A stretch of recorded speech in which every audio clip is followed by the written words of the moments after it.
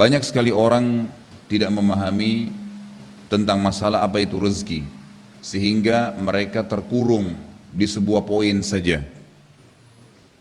Mereka menganggap rezeki itu hanya masalah materi atau duit saja. Dan ini pemahaman yang sangat fatal, sehingga mereka akhirnya tidak pernah mensyukuri rezeki-rezeki yang cukup banyak. Kalau definisi rezeki sendiri adalah segala sesuatu yang dibutuhkan oleh makhluk, segala sesuatu yang dibutuhkan oleh makhluk dalam menjalani kehidupan mereka di dunia, baik itu golongan jin, manusia, hewan, dan tumbuh-tumbuhan. Itu rezeki. Sekali lagi, segala sesuatu yang dibutuhkan oleh makhluk dalam menjalani kehidupan mereka di dunia, baik itu dari golongan jin, manusia, tumbuh-tumbuhan, dan hewan.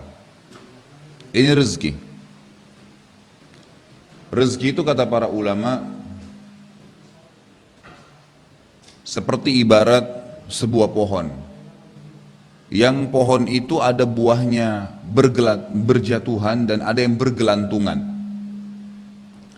Kalau rezeki yang berjatuhan itu yang sering kita temukan tanpa ada upaya pun. Seperti misalnya udara yang dihirup, air hujan yang sekarang sedang turun misalnya, maka dia menimpa tumbuh-tumbuhan, tanah yang kering, lalu tumbuh. Kita nggak ada upaya di situ. Mungkin air yang tersedia, semua yang dipakai untuk minum misalnya atau mandi, maka semua ini tidak ada upaya-upaya khusus untuk mengambilnya.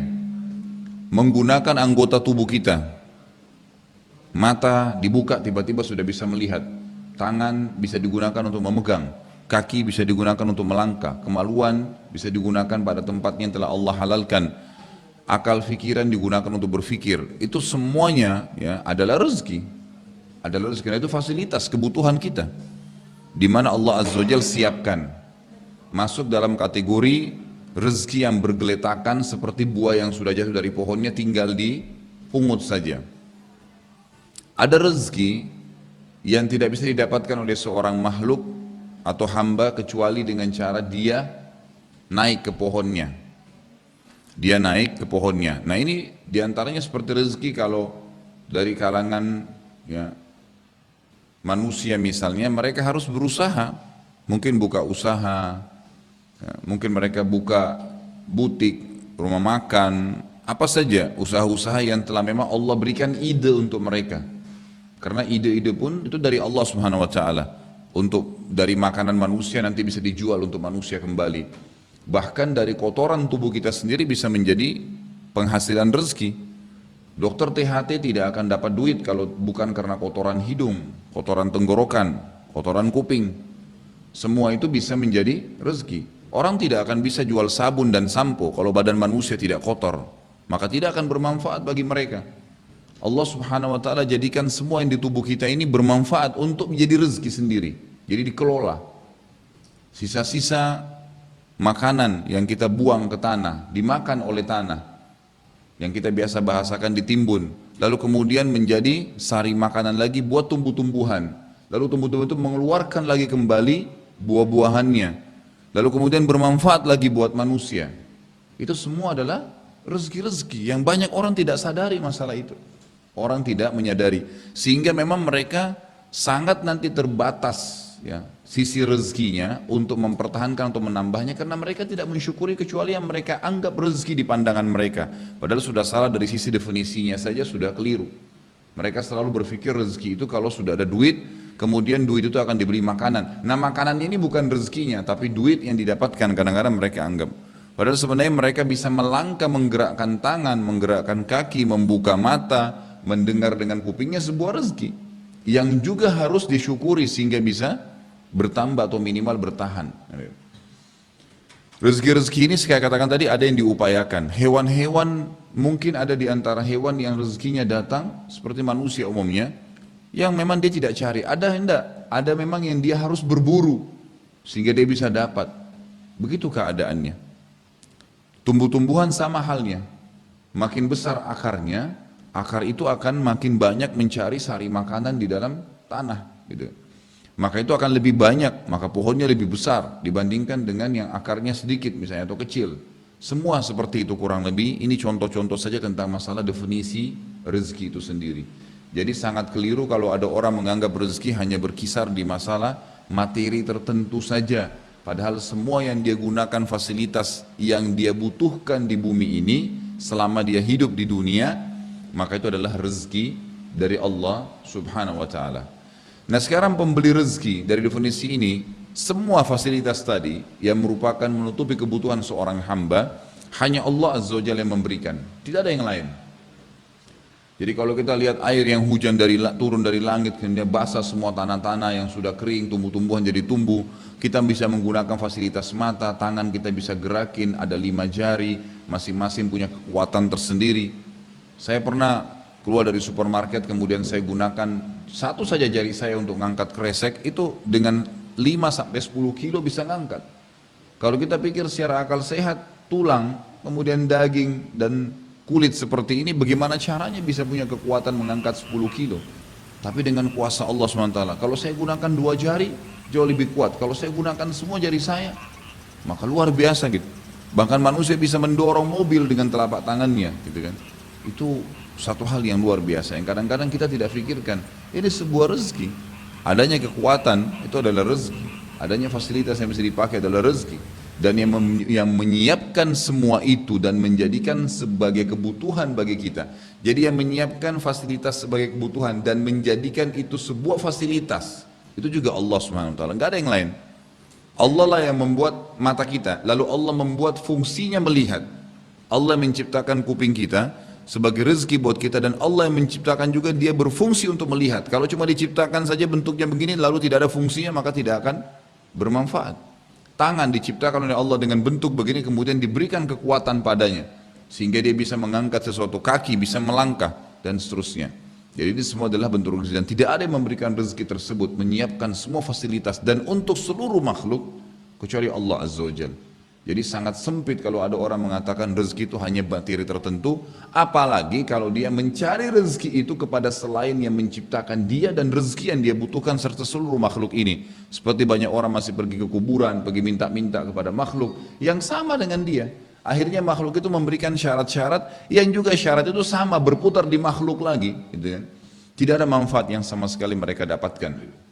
Baik, kita dengarkan dari mana dalilnya bahwasanya memang yang Razzaq, pembeli rezeki itu, dan mengatur semua ini, dan yang menjadikan rezeki itu bisa ada fungsinya masing-masing, hanyalah Allah Subhanahu wa taala. Allah jelaskan dalam surah Az-Zariyat.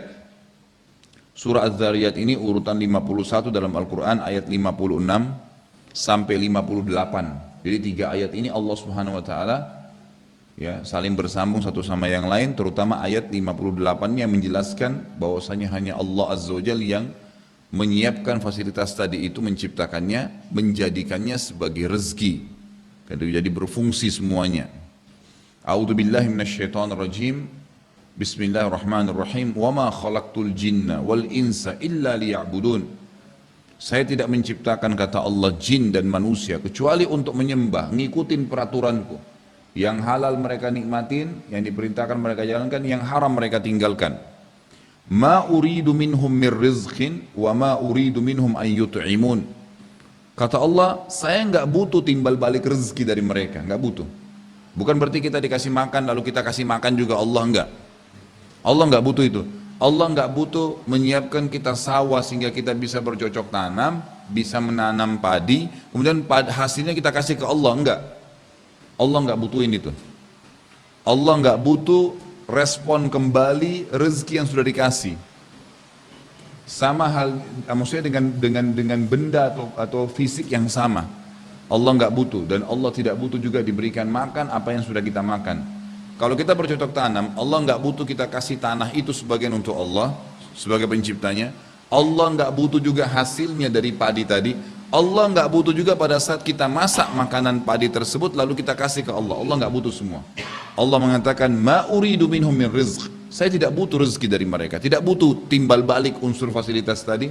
Wa ma uridu an yut'imun. Saya tidak butuh juga untuk mereka berikan hasil masakan mereka kepada saya, nggak butuh. Jadi Allah SWT tidak mengatakan, Allah siapin tapi Allah tidak butuhkan. Apa kata Allah? Di ayat 58, tadi itu ayat 57 ya. Innallaha huwar razzaqu dzul quwwatil matin. Sesungguhnya hanya Allah lah Razzaq. Razzaq ini sama yang sering saya tekan-tekan adalah siga mubalaghah, sesuatu yang melampaui batas dalam bahasa Arab. Jadi kalau dikatakan rizqun itu berarti sesuatu fasilitas. Kalau raziq berarti pembeli rezeki tapi pada item-item tertentu. Tapi kalau dikatakan Razzaq berarti dia menyiapkan semuanya dan continue terus, tidak pernah berhenti. Pohon ini habis buahnya, musim lagi buah lagi gitu. Hujan, selesai orang butuhan, turun lagi hujan. Kita tidur, selesai tubuh kita tidur semua, bangun, mata tetap berfungsi lagi kembali, tangan berfungsi, kaki terus berfungsi. Jadi Razzaq itu kata ulama tafsir adalah zat yang luar biasa sempurnanya, menciptakan, memfungsikan, dan mempertahankan. Terus begitu, fasilitas. Jadi itu makna Razzaq bukan hal yang ringan, tapi hal yang luar biasa bobotnya, gitu kan? Maka Allah mengatakan innallaha huwar razzaq dzul quwwatil matin, ditambah lagi dan dia adalah sekuat-kuat tempat untuk bersandar dan bergantung. Enggak butuh bergantung kepada selain Allah Azza wa Jalla. Saya pernah dengarkan kasetnya Syekh Muhammad Uraifi, jazakallahu khair. Beliau pernah bicara, ya, kebetulan berhubungan dengan ayat ini gitu. Az-Zariyat ayat 51 sampai 56 sampai 58. Saya dengarkan dia bilang, ada teman dia tanya, seorang pengusaha di Mekah, karena beliau kebetulan dosen di Ummul Qura tadinya. Kalau sekarang saya tidak tahu lagi, cuma kasetnya salah satu yang saya pernah dengar itu sangat menarik itu. Saya dengarkan dia bilang temannya naik mobil sama dia, seorang pengusaha, lalu dia bilang, Syekh, ajarin saya satu doa yang saya bisa amalkan supaya rezeki saya terus bertahan dan bertambah. Kata Syekh Muhammad Uraifi, saya hanya bisa mengingatkan kamu ayat ini, dibacain. A'udzu billahi wa ma khalaqtul jinna wal insa illa liya'budun ma uridu minhum min rizqin wa ma uridu an yut'imun innallaha huwar razzaqu dzul quwwatil matin. Temannya rupanya pulang, diamalkan kata-kata ya Razzaq dzul quwwatil matin. Wahai zat yang maha menciptakan rezeki, memfungsikannya dan mempertahankan, terus menambah, itu Razzaq. Ya Razzaq dzul quwwatil matin, sebaik-baik tempat untuk bersandar gitu kan. Diamalkan.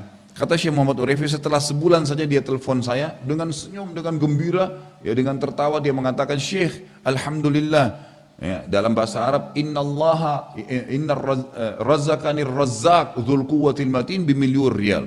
Maksudnya zat yang maha pemberi rezeki tadi itu benar-benar saya amalkan dalam hidup saya dan dia telah memberikan saya rezeki 1 juta rial dalam sebulan, kan gitu.